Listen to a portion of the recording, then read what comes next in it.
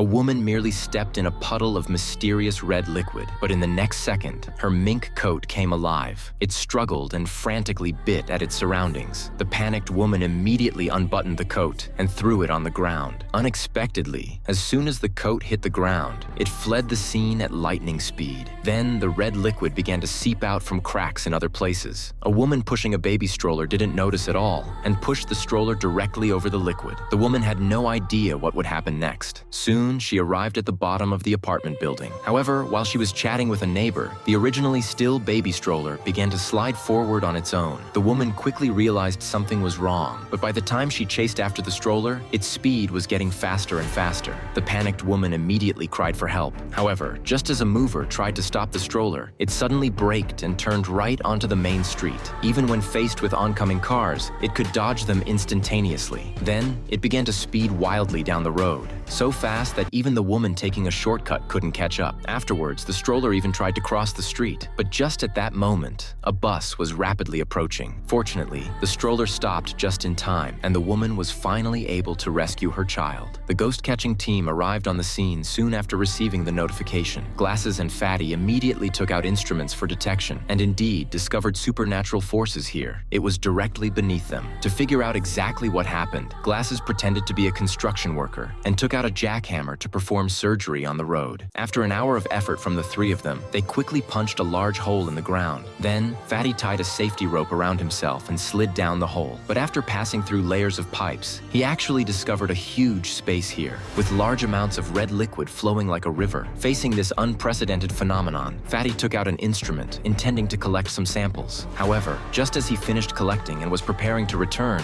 the red liquid beneath his feet seemed to come alive, transforming into the shape of hands and reaching for him.